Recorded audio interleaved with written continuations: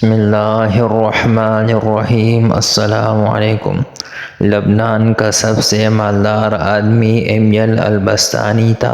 اس نے اپنے لیے ایک خوبصورت علاقے میں جو کہ بیروت کے ساحل پر تھا قبر بنوائی کہ مرنے کے بعد مجھے اس قبر میں دفن کیا جائے۔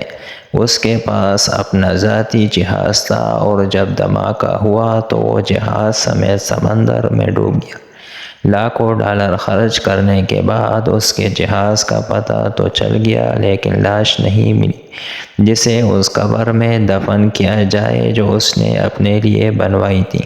برطانیہ کا ایک بہت زیادہ مالدار آدمی ایک یہودی روتشلر تھا۔ وہ اتنا دولت مند تھا کہ کبھی کبھی حکومت اس سے قرض لیتی تھی۔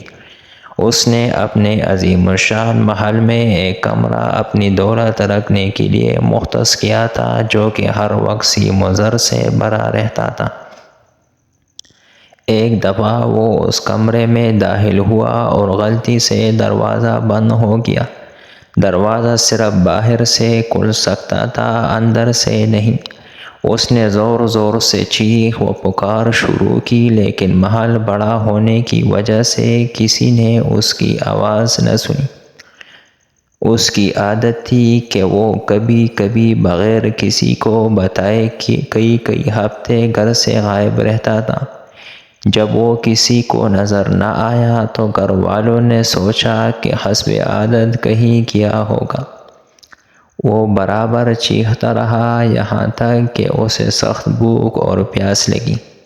اس نے اپنی انگلی کو زخمی کیا اور کمرے کی دیوار پر لکھا، دنیا کا سب سے مالدار آدمی بھوک اور پیاس سے مر رہا ہے۔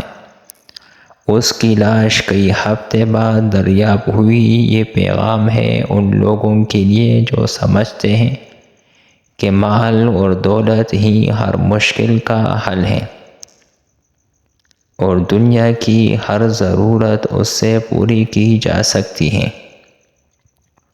دنیا سے جانا ایک بڑا حادثہ ہے لیکن ہم نہیں جانتے کہ کب، کیسے اور کہاں جانا ہے۔ انسان سفر پر جاتا ہے اور پھر واپس آتا ہے، گھر سے باہر جاتا ہے اور پھر لوٹتا ہے، لیکن جب دم نکل جائے تو پھر کوئی لوٹتا نہیں ہے۔ مبارکباد کے قابل ہے وہ لوگ جو کسی پر ظلم نہیں کرتے، نہ کسی سے نفرت کرتے ہیں، نہ کسی کا دل زخمی کرتے ہیں اور نہ اپنے آپ کو کسی سے برتر سمجھتے ہیں اس لیے کہ سب کو جانا ہے۔ ایک آدمی ٹیکسی میں بیٹھا تو دیکھا کہ ڈرائیور قرآن سن رہا ہے۔ اس نے پوچھا، کیا کوئی آدمی مر گیا ہے؟ اس نے کہا، ہاں ہمارے دل مر چکے ہیں۔ قیدی اس لیے قرآن مانگتا ہے کہ قید تنہائی میں اس کا ساتھی بنے۔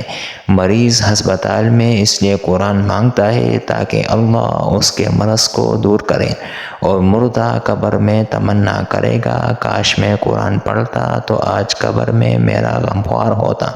آج نہ ہم قیدی ہیں، نہ مریض ہیں اور نہ مرے ہوئے ہیں کہ قبر میں قرآن کی تمنا کریں۔ قرآن آج ہمارے ہاتھوں میں ہے، آنکھوں کے سامنے ہے، تو کیا ہمیں اس بات کا انتظار ہے کہ ہم ان مصیبتوں میں سے کسی ایک مصیبت میں گرفتار ہو جائیں اور پھر قرآن کو طلب کریں؟ اے اللہ، قرآن کو ہمارے دلوں کی بہار، سینوں کا نور، عیوب کا پردہ پوش، نفوس کا مددگار، قبر کا ساتھی اور روز محشر میں سفارشی بنا دیجیے، اور ہمیں قرآن پاک کے حقوق ادا کرنے کی توفیق عطا فرما۔